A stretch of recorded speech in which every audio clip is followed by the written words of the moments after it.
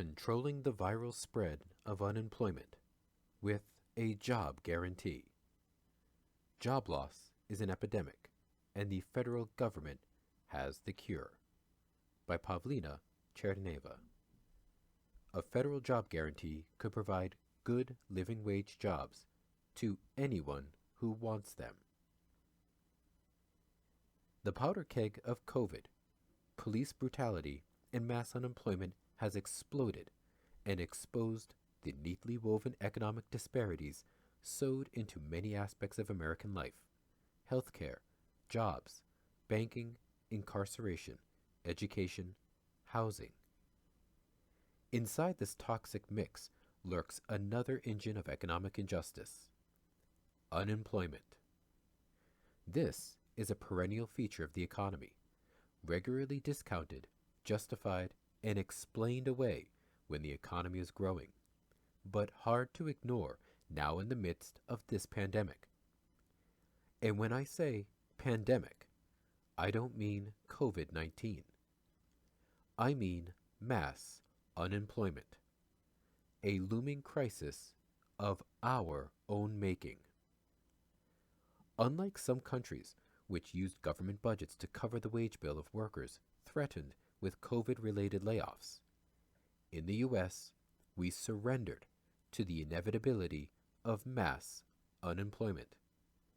This was a colossal mistake. The CARES Act budget was more than enough to pay every single wage in the U.S. for 3 months. Germany, which protected payrolls, saw a jump in unemployment from 5% in March to only 5.9% in April. By contrast, the U.S. unemployment rate soared from 4.4% to 14.7% during the same period. In May, unemployment edged down from 14.7% to 13.3%, emboldening Republicans to reject another round of additional unemployment benefits. This is akin to pulling the life preserver away from a drowning person just because they drifted a bit closer to shore. As we have failed to adequately tackle one epidemic, a second COVID wave is well underway. We seem woefully unprepared to tackle the other, the epidemic of unemployment.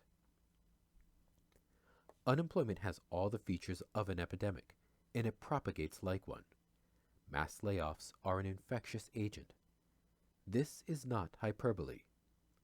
Unemployment has all the features of an epidemic, and it propagates like one. Mass layoffs are the infectious agent. They spread from storefront to storefront, from family to family, and from community to community. When people lose their jobs, they curtail their spending, reducing business sales. Firms respond with additional layoffs, depriving other workers of their income.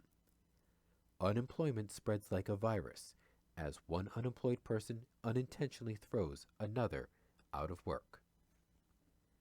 Unemployment is not a colorblind epidemic either. The labor market is a powerful engine of reproducing racial and gender inequality. African American men and women traditionally suffer much higher unemployment rates than white Americans. Black youth are stuck in permanent depression-level joblessness. In May 2020, for example, while the unemployment rate edged down for whites from 13.8% to 12.1%, it ticked up for Black Americans from 16.7% to 16.8%. The wholesale incarceration of African American men has been detrimental to their job prospects.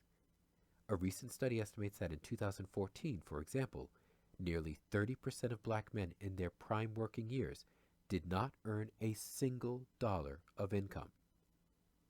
The disparities and pathologies in the labor market are staggering. The very same people whom we celebrate as essential workers are dying at higher rates and suffering higher levels of unemployment.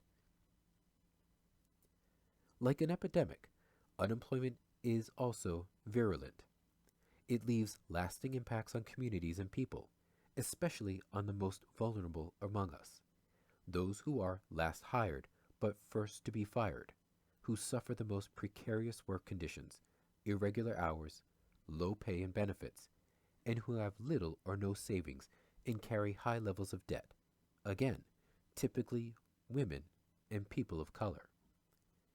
Long-term unemployment workers suffer permanently lower incomes throughout their working lives, and unemployment can remain permanently higher. There is even a phrase for this in economics that sounds like a virus, hysteresis, which refers to how the effects of unemployment endure even after the initial shock. Unemployment is also deadly. It increases mortality rates, suicides, and sickness. Unemployed individuals and their families suffer higher rates of physical and mental illness, make more trips to the doctor, and spend more on medication. Their children suffer malnutrition and face poor educational and job prospects. Unemployment causes community blight, stretches public resources, and reduces local tax revenue. Like a disease, unemployment does not just affect the unemployed individuals, but also those around them. A cure for unemployment. The rush to reopen the economy predictably undermined our efforts to tackle the virus. The U.S. is on course to sacrifice many more lives for fear of losing more jobs. But while we have no vaccine for COVID yet, we know well how to inoculate against unemployment. The fastest and least painful way to tackle the unemployment crisis is for the government to employ the unemployed, directly, safely, and with all necessary protections and precautions that social distancing requires. FDR provided a basic blueprint: publicly funded infrastructure projects, conservation initiatives, and jobs for artists and musicians. There is no shortage of things that we can and need to do. Creating job programs to address this crisis is necessary, but still inadequate. Temporary projects expire as soon as the public perceives that the unemployment problem is not bad enough, leaving millions out of work still.